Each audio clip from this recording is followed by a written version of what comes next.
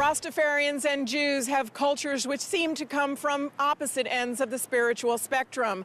Their shared values are the subject of a film which recently screened at the San Francisco Jewish Film Festival. Awake Zion's director, Monica Haim, says she started the search for common roots as a way to better understand her own. I grew up thinking that I was being taught that I was an Israelite. So, and that's your belief that you're an Israelite. So, in all of this conversation, is it possible that we can all agree to be Israelites? Monica Haim grew up Jewish in Miami. She says a reggae festival in California was the starting point for her project. Woman of Infinity said woman is strong. Woman is the half of Jah creation. I remember thinking, like, there's Star of David everywhere I look, and I'm hearing the word Zion left and right, and every song is about Solomon or David or, you know, the Lion of Judah and Israel like this and Jerusalem that, and, you know, all of these things were so... I went to yeshiva as a kid, so this was, you know, this was Jewish business to me. So, you know, it was really odd for me to then encounter it in this really African, tribal, musical context in the hills of California with this Rasta kind of, you know, fuel, and it kind of drove me crazy. The film begins in Brooklyn's Crown Heights neighborhood, where two successful reggae artists explain the common connections. Matthew Paul Miller is known by his Hebrew and stage name Matisyahu, which means gift from God.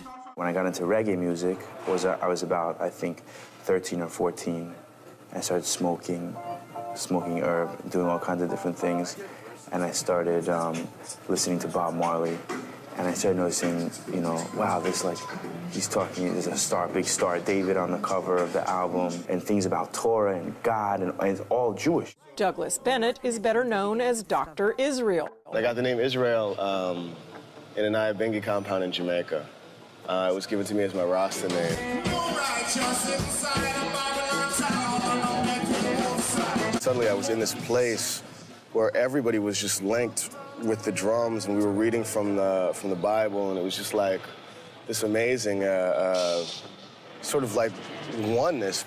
The biggest debate that goes back and forth is, well, the 12 tribes of Israel in the Old Testament, were they Jews or were they black, or were they both? And then what's the difference? Monica Haim travels to Jamaica and Israel looking for answers to those questions. She says the documentary's been well received by both the Jewish and Rasta communities. These kinds of dialogues about religion and, you know, what Zion is and these kinds of things, they can get really dicey, as we all know. But when you put some nice music under it, all of a sudden it's like a cushion almost.